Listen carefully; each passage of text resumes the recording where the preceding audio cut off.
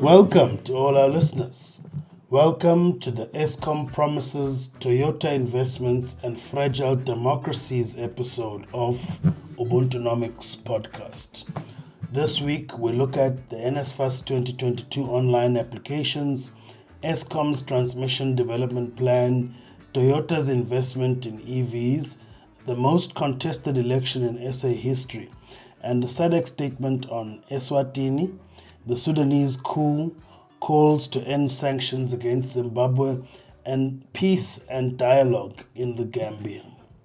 With me this week is Sbu Nyati from Isakombe Assets.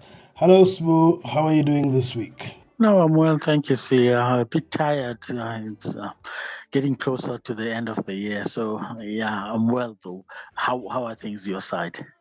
Likewise, also the fatigue is kicking in as we wrap up this year, but beyond that, I'm very well, thank you, and I can't complain. As usual, before we get started this week, a reminder to all our listeners on whatever platform, please hit the subscribe button, and if you're enjoying this episode, feel free to hit like and share it amongst your family and friends. And let's get started with the SA update this week. Our first story is NSFAS prepared for 2022 online applications. Minister of Higher Education, Science and Innovation, Dr. Blade Nzimande, has given the National Student Financial Aid Scheme NSFAS approval to open online applications for 2022. Online applications for 2022 are for applicants who would need government bursaries to further their studies at any of the 25 public universities or 50 technical and vocational education and training TVET colleges, including students who previously studied without NSFAS. However, applications have not yet opened, and Minister Nzimande is expected to brief the nation on the opening date very soon. Sbu, what are your thoughts about this and the fact that they're now making a few improvements on the online system? Yeah, the system is expected to be much more user-friendly. It's a simplified version. This is a welcome improvement because first-year applications have always been a nightmare, with some applicants only receiving their bursaries much later in the year. The institution, that is NSFAS, will do well to curb corruption that is associated with NSFAS funds. I also noticed that the new NSFAS board and management have expressed appreciation for the support provided by the ministry. We do hope that this will translate into a better budget, because the fund had to receive a top-up this year. They had run out of funds. Minister Blade Nzimande has pointed out that in 2018, the NSFAS budget was about around 18 billion rands per year. It now stands at 42 billion rand. I mean, financing from the fiscus is challenging for them, but South Africa aims to pursue an innovation-led growth model. The strain on resources is therefore necessary. It is a pain that will hopefully yield bear some fruit, a return on the investment, I hope. Definitely, and I think this goes without any need for further motivation.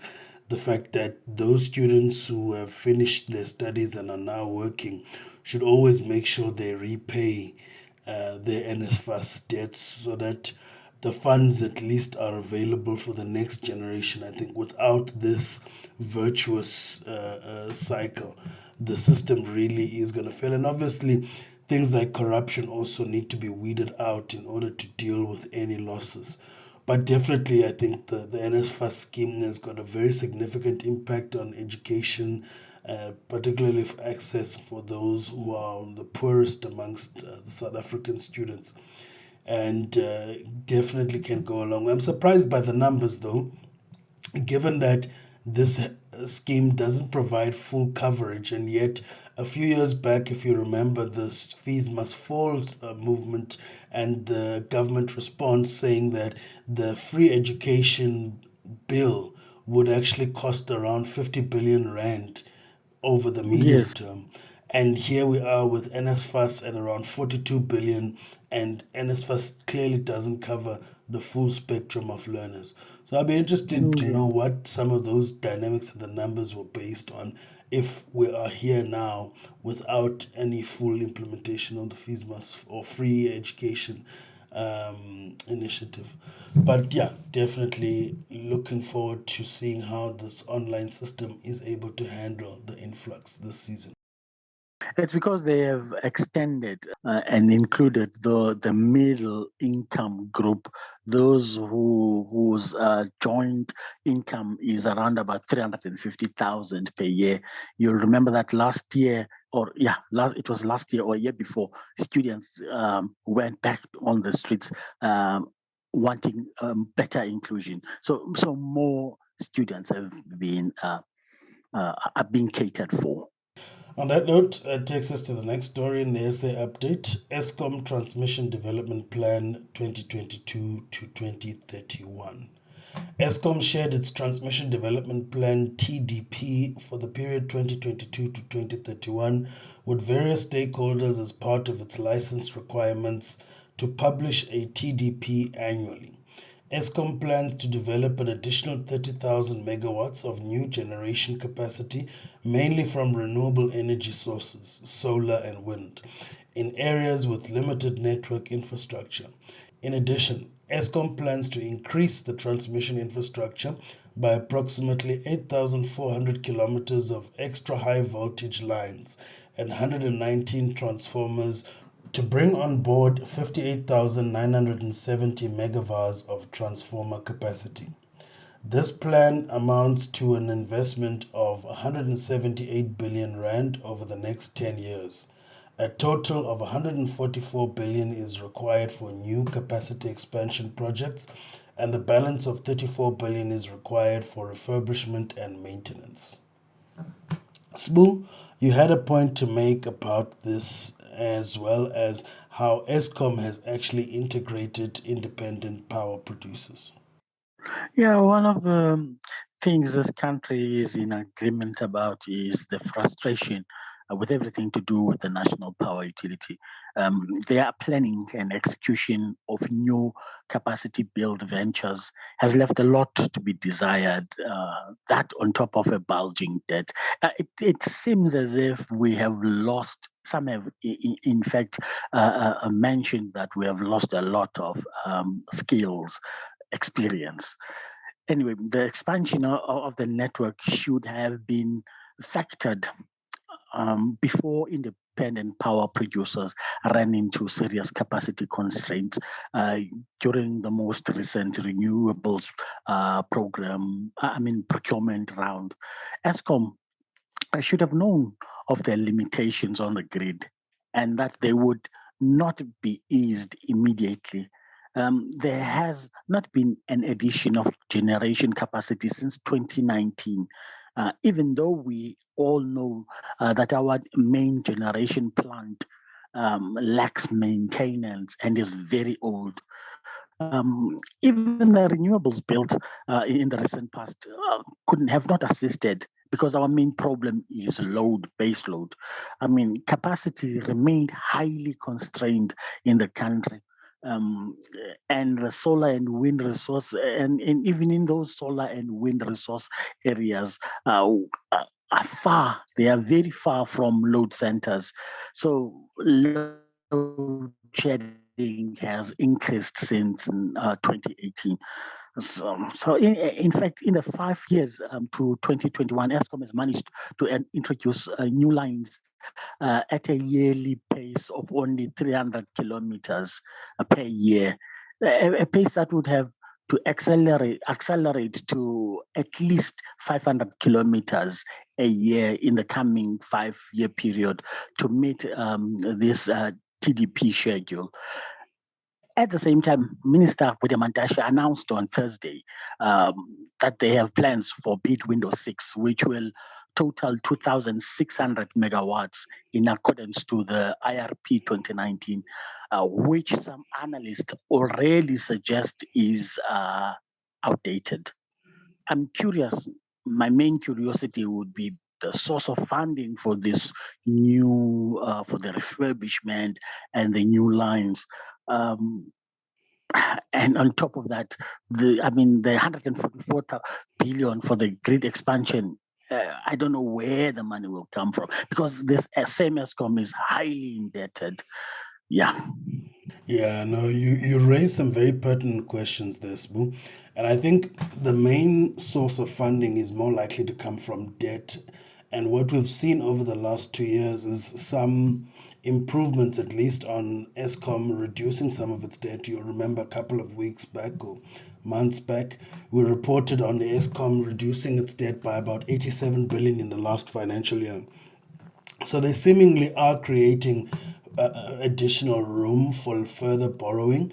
But again, government is also hoping to part finance a lot of that through public-private partnerships or the inclusion of IPPs. But it seems as though, to me, firstly, this plan is very ambitious. Secondly, there's only so much that government will be able to recover or partner or able to achieve through IPPs. Already what you've discussed in terms of the commitments made in the next bid window only barely touches 10% of this plan for the next 10 years. And I think if we look at Eskom's own performance in delivering new generation capacity, Medupi being an example, if Medupi is anything to go by, every additional 5,000 megawatts will be delivered 10 years later and at an additional 43 billion rand cost, or approximately 54.4% increase on the initial expected budget and time. Yeah. So it would take them an additional 10 years. So what they're planning here, they could only deliver in 20 years, and that at an additional total cost would be around 223 billion rand in order to deliver the 30,000 megawatts. And that's only if they were able to approve all projects to start simultaneously in January 2022. So again, I think this is a very ambitious plan. I do think that there's a lot of pie in the sky in what Eskom is really delivering here. And if their own performance is anything to go by, I don't think that they're going to meet any of these ambitious targets they're setting. Yeah. Sad story. On that note, that takes us to the next story in the SA update: Toyota investment in EVs. Toyota South Africa Motors, TSAM, made an investment of 2.6 billion to ramp up the production of the Corolla Cross Hybrid at its plant in Prospecton, KwaZulu-Natal. South Africa is one of only 7 global locations for the production of the Corolla Cross Hybrid. The TSAM plant is expected to produce the first generation of commercial-scale hybrid electric vehicles to come off a South African assembly line. Currently, TSAM plans to ramp up its projected 4,000 hybrid vehicles planned for next year if the availability of batteries improves. Smoo, what are your thoughts on this one? The previous story about Eskom is pertinent. For this investment to yield returns, results, or whatever you call it, there will have to be a local, robust market, as is the case with other Toyota products. I mean, our minibus taxis and your Toyota bakkies, they have a market in South Africa. They don't just rely on exports. This means all of this means that we have to have a reliable source of electricity. It's a critical necessity to have that. Then on top of that, of the electricity bit, there is the anticipation from the investor that the government will provide a support package to reduce the price of new energy vehicles, to make them more accessible and drive up volumes.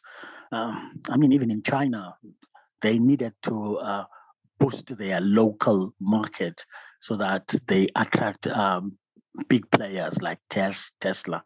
So, I mean, we ran an episode in the past when we discussed the green paper, which was published by government, and how it should translate into formal regulations and government support. I mean, the green paper was very light on details. I suppose input from National Treasury is what will put meat on the bones. They have to start talking about incentives, tax rebates, which those will determine Toyota's pricing so that the hybrid technology can become more accessible for the local market, as I mentioned, which will be developed as it has to be developed as the world strives towards carbon neutrality, and South Africa is also committed. So it's one of those that it's still lacking, but it's a welcome development. Yeah, no, definitely. But I want to pick up on a lot of things you raised, and I think centrally what you're saying is the Eskom story, obviously being linked to this, is quite clear. We need to have sustainable and stable electricity supply in order for the electric vehicles to be, feasible in South Africa. And currently, with load shedding being what it is, I don't think that we're anywhere close to that being a reality. Which then goes to the second issue that, the South African automotive industry, by and large, is actually very export orientated. A lot of the large OEMs are focused on producing some vehicles exclusively in South Africa, but for export. You might remember the 3 Series BMW, currently the X3, which is constructed in South Africa. And I think Mercedes-Benz made a similar move with the C205 C-Class. And the point is here, South Africa is nowhere near local automotive producers producing focused for South African market, particularly on electric vehicles. Firstly, due to the electricity supply issues, and I think secondly, due to issues of, market demand. Incomes are very low in South Africa, and aggregate demand for vehicles is quite low. Yes, they're able to stimulate a large part of this through access to financing for vehicles, but it's not what it is. And in fact, it goes to show the target that the president keeps speaking about in terms of the industrial policy targeted towards increasing South Africa's production so that we can at least account for 1% of global production has been there since 1995, when they introduced the first set of industrial policies, the Motor Industry Development Plan, the MIDP, from 1995 to 2015. I think it was 2010 when they moved over to the Automotive Production Development Plan, APDP. And even at that, what we are targeting is to breach the 0.5% mark, so less than 0.5%, which is what is rounded up to 1%. So, the issue with South African automotive industry that makes it economically unviable is this issue of scale and the fact that they focus on the export market and we have a very small, narrow domestic market for consumption of vehicles. So these are precisely the problems. And, I've done research in this area and found that in certain stages or certain years in the past, government was actually even providing incentives to companies that weren't meeting the production thresholds. For example, Peugeot was producing less than the required 50,000 units for export, but was still being provided incentives through the government policies, through the DTI. So, it's a huge problem. The problem of the small and narrow domestic demand for vehicles, but also the fact that our automotive producers aren't producing at the scale needed in order to benefit from economies of scale or cheaper scales of economy and at high volume. So this is also a huge problem for why the automotive industry remains unproductive. And yeah, it's just a structural constraint that I think government is wasting a lot of money providing incentives that would probably have no major impact in terms of turning investment. So a lot of the decisions done by automotive producers is that they will factor in the incentive before making the decision to invest because government provides cash payouts on actual investments. So without the incentives, there would be no automotive industry. And on that note, that takes us to the next and the last story in the SA update, the most contested election in SA history. The upcoming local government elections scheduled for Monday, 1 November 2021, will be one of the most contested in South Africa's history. There are 95,427 candidates who qualified to contest for representation on the country's 257 municipalities in this election. And this is an increase from approximately 60,000 candidates in 2016. This means that 61,111 candidates will contest wards and 34,316 candidates will contest the proportional representation seats, PR seats. The most contested municipality is the city of Johannesburg, with at least 56 parties on the PR candidate list. Sbu, what do you think about this one?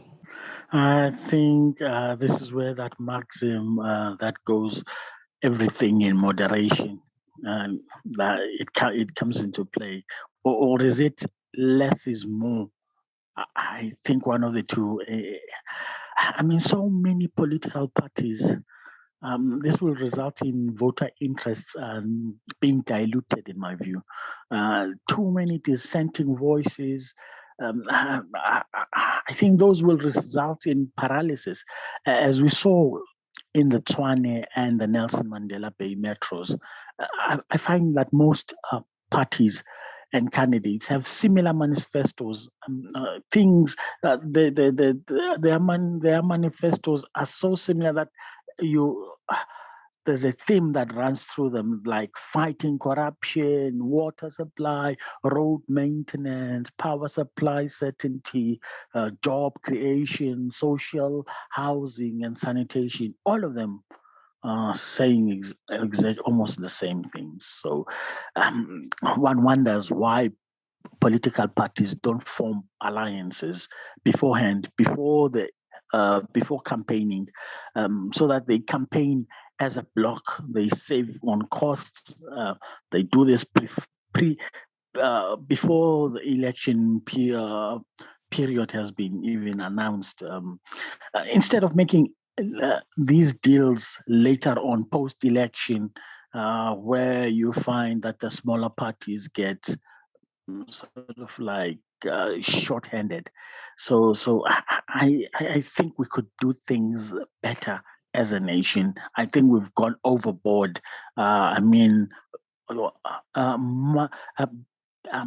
More developed democracies don't have as many political parties and candidates, independent candidates.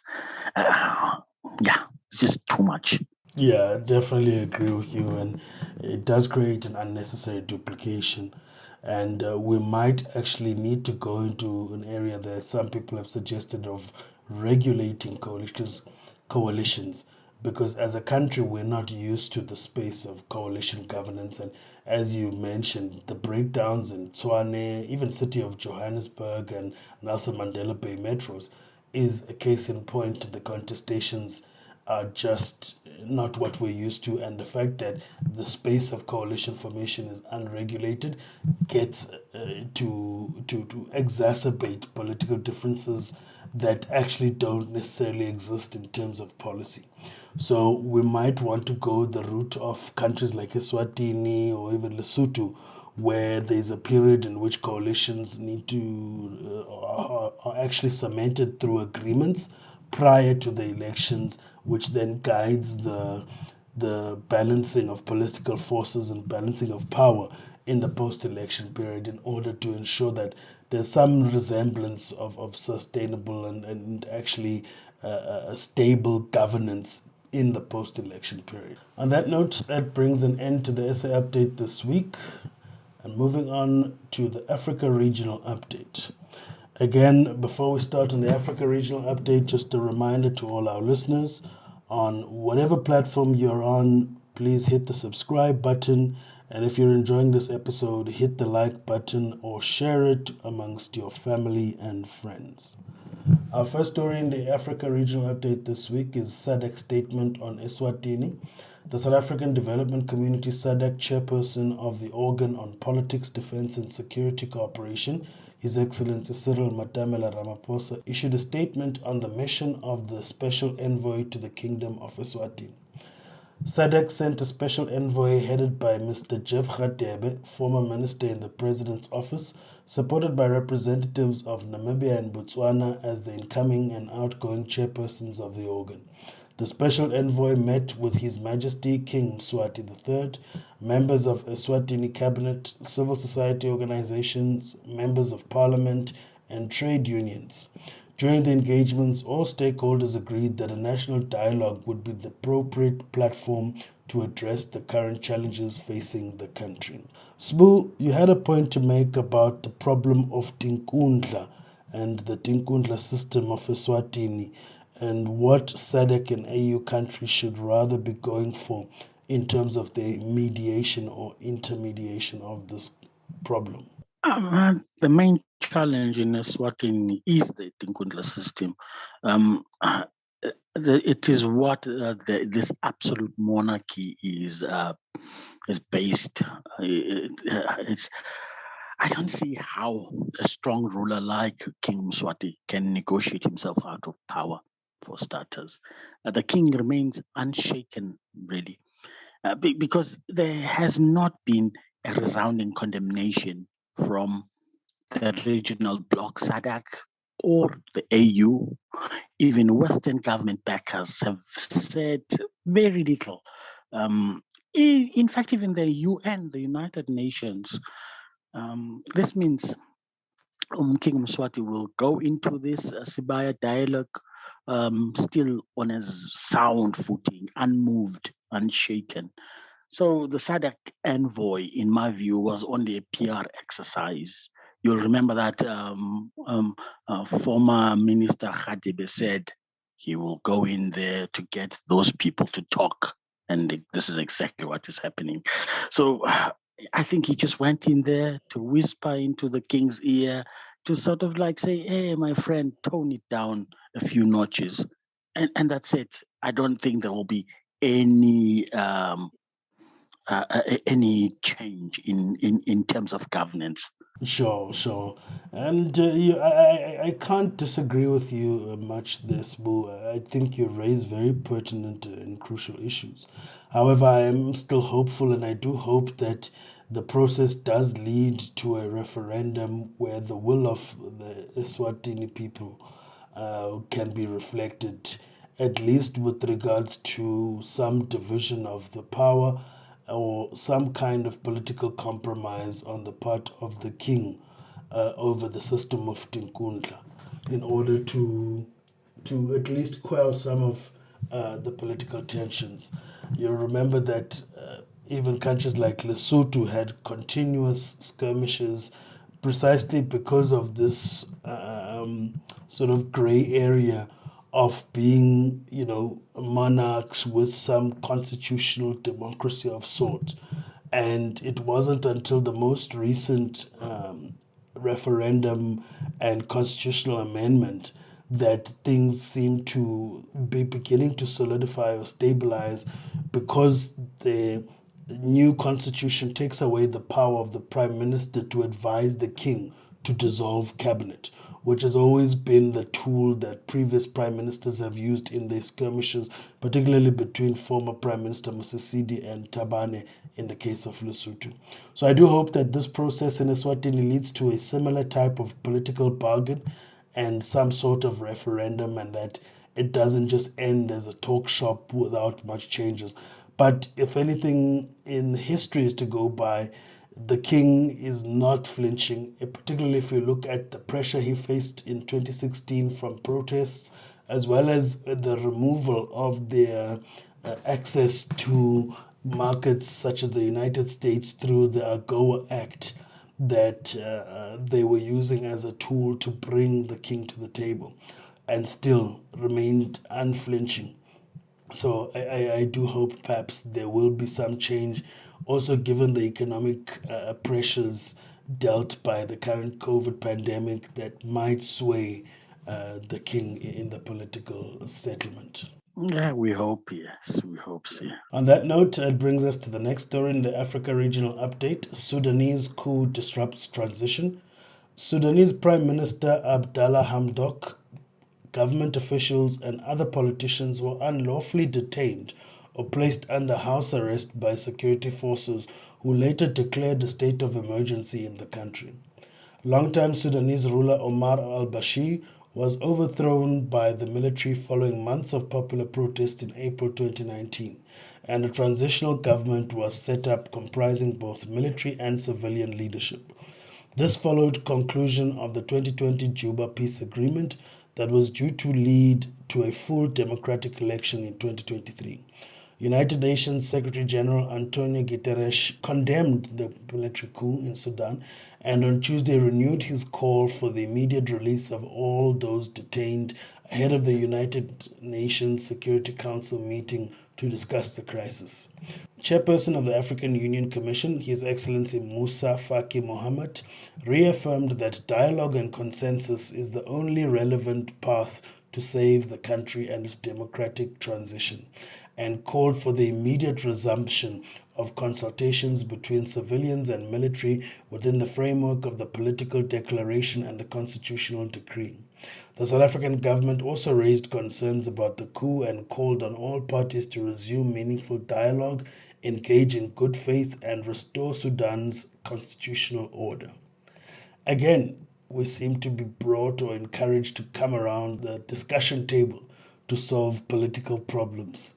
What are your thoughts on this one, Sbu, as you raise also some issues about the power of conversation in transforming political settlements in Africa? The conversation has to move beyond just the political and the judicial into the nuts and bolts. The contention or dissatisfaction has everything to do with the economic trajectory taken by the transitional government. You remember that we ran a story back in June where the people of Sudan were protesting against the transitional government. It is about the current cost of living that is strangling the society. It has sown within the army and political parties discontent. Prices have skyrocketed since last year, caused by the removal of petroleum subsidies. The same economic problems under former leader al-Bashir have not gone away. The World Bank has announced just now, recently, I think 2 days ago, that they will be suspending support to Sudan. It is the very support, including the IMF's structural reforms, because they also extended loans to Sudan. These have lacked foresight. It was not taken into consideration that the formation of South Sudan hampered Sudan's coffers. They no longer have the oil revenues, and when Sudan was told that they have to do away with fuel subsidies, costs, prices just shot up. Some have estimated 85%, some as high as 400%. So that's what it all boils down to: structural reforms. So they have to deal with the economic, not just the judicial and the political. Sure, definitely agree with you there, Sbu. I think it's really what's forcing the public into the streets is the rising cost of living or diminishing purchasing power. And it's also one of the reasons why the implementation of peace agreements and political milestones that were important as part of the peace accord have been so slow or stymied, precisely because of the problem of not being able to make the right structural decisions on the economy, but at the same time having inherited a bankrupt sort of fiscal coffers as a result of the huge political bargain done about 10 years ago with the establishment of South Sudan. On that note, that brings us to the next story in the Africa Regional Update: calls to end sanctions against Zimbabwe. The Southern African Development Community SADC and African Union AU have reaffirmed their solidarity with the government and people of the Republic of Zimbabwe. Chairpersons of SADC and the AU Commission renewed their demands for the immediate and unconditional removal of sanctions imposed against Zimbabwe in commemoration of SADC Anti-Sanctions Day. SADC and AU have raised concerns about the continued sanctions on some individuals or entities of the government of Zimbabwe. SADC has argued that lifting sanctions will facilitate socio-economic recovery and enable Zimbabwe to meet its national and regional economic development plans and international obligations. Sbu, what are your thoughts on this one? How did they get this one right? This business about these sanctions against Zimbabwe? Because as I understand things, there are no trade sanctions on Zimbabwe. But what there is are personal sanctions on listed individuals and the country's state arms company. That's all. So on this one, I agree completely with the US and the EU. This is why SADC has also not been so keen to support Harare's call in the past, their call for the scrapping of these sanctions. In fact, while Zimbabwe has a massive overall trade deficit, the country enjoys a trade surplus with the EU. There simply is no trade embargo on Zimbabwe. I also contend that Zimbabwe's economic woes have very little to do with those sanctions on those individuals. It is the mismanagement of the economy and many corruption scandals going back to the 1990s that have led to this ruin. On top of this, was the lack of foresight from Mr. Mugabe's administration regime, let me put it that way, because they refused to diversify their economy, and there was over-reliance on primary goods production, mainly agriculture, and that led them to take on IMF loans similar to Uganda. Now, these IMF loans bring with them structural adjustment programs. And what tags along is austerity budgeting, which drains production capacity because of budgetary misallocations. The frustration led to the country to embark on a not so well thought out land reform program. You know, this populist stance, it was legitimate. I mean, there has to be a land reform program, but it has to be well timed. Now, when they did their land reform program, they killed the goose that laid the golden eggs, because they killed their same agricultural sector. From here on, it was downhill because they struggled to bring in foreign reserves. So there was always this need for foreign reserves because almost all of their consumer products are bought from outside the country.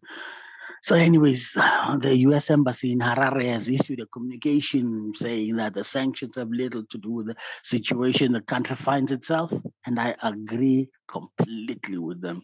Yeah, I think I agree with you there, Sbu. It's purely on the issue of fiscal mismanagement and even monetary policy mismanagement.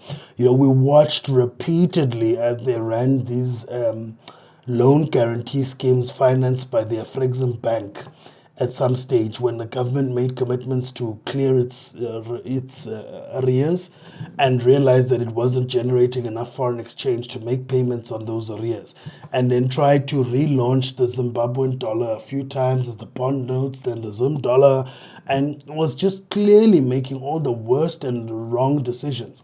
Firstly, fixing the exchange rate at 1-to-1, which is going to be the easiest way to deplete those foreign reserves, particularly if you don't have a form of income generating on the current account side in terms of your exports, and without letting the exchange rate determine the market balance, they were sure to fail.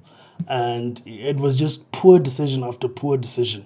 And you're right, the challenge is not necessarily the sanctions. The fact of the matter is that in Zimbabwe, you can't make any investment into anything meaningful without the involvement of certain political individuals, which is what is creating the problem in Zimbabwe. And at the same time, on the fiscal side, the mismanagement and the mounting arrears that haven't been cleared, and the the poor fiscal performance of the country has actually isolated its fiscal, or the capacity of government to borrow from capital markets, particularly international capital markets.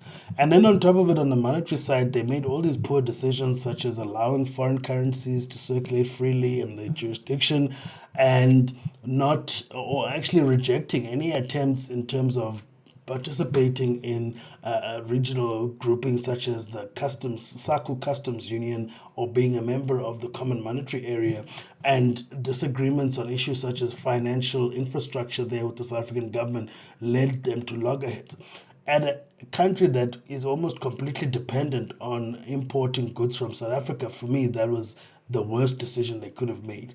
You could have easily resolved a significant part of the foreign currency liquidity for Zimbabwe if Zimbabwe was to make all the necessary changes or amendments in order to join something like SACU, be part of the Common Monetary Area, and accept Rand in their jurisdiction. But they chose not to go with this. Instead, they went with the loan guarantee schemes, as I mentioned earlier, which failed time and time again, just purely on the back of poor monetary policy decisions. So yeah, I agree with you on this one. It's not a matter of sanctions. It's actually a matter of pure political mismanagement and poor government decisions that has led Zimbabwe to where it's at. And I think you gave them a valid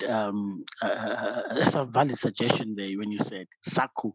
They should join SACU, and that one is you won't charge them for that consultancy fee.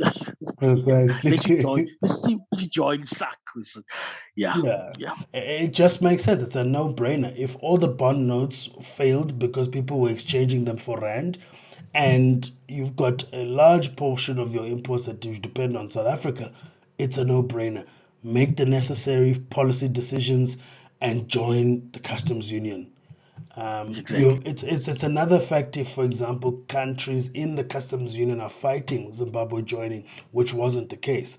It was purely a political case where the government of Zimbabwe was not willing to meet some of the requirements set by the South African Reserve Bank in order to be part of the customs union. And that's what led the talks to fall apart. On that note, that brings us to the end of the Africa Regional Update this week, with the last story, peace and dialogue in the Gambia.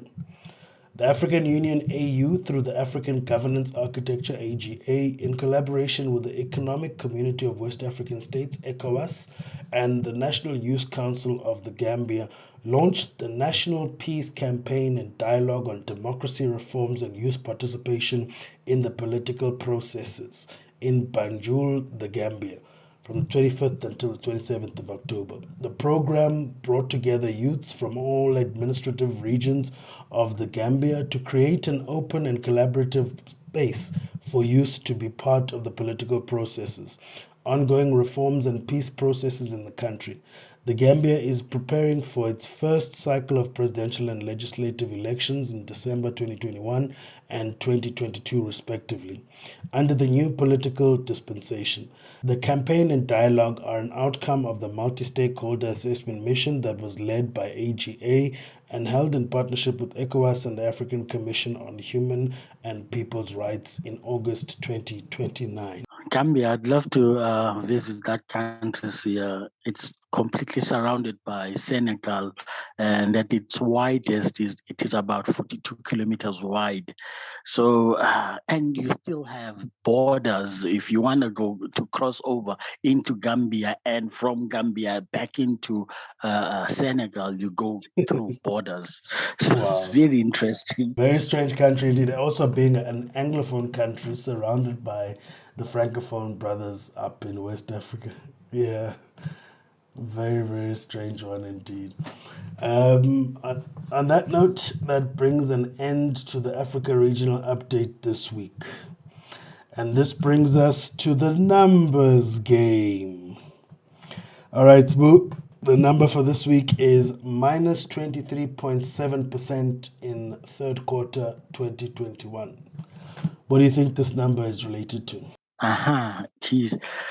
When you had them at single digits, I could guess, but now it's like 23%. I don't have this foggiest clue. So Yes. I would You've been have to beating say me for 2 weeks in a row, so I'm glad to have stumped you this week. I would have to say it's I don't know. I really am not. One guess. One guess. Let me say no, not productivity. It's not even. It's some sector has. This is some sector is. There's a negative growth in some sector. I don't know which one it is, but yeah, that's my guess. No, and you know what we need for this segment? I think we need some sound effects. I think from next week I'll be having some sound effects, some horns, and maybe some disappointing no sounds. So this number is got nothing to do with sectoral performance, I'm afraid. It's liquidations and insolvencies down by 23.7% in the third quarter of 2021. And this means the total number of liquidations decreased by 23.7% year on year during the third quarter, as liquidations decreased by 28% year on year in September, from a 76.8% increase in August. Voluntary liquidations decreased by 46 cases and compulsory liquidations decreased by 13 cases. The total number of liquidations increased by 6% year to date in September 2021 compared to the first 9 months of 2020. So there you have it, Smoo. There's some sign of economic recovery as liquidations and insolvencies come down quite dramatically in the third quarter.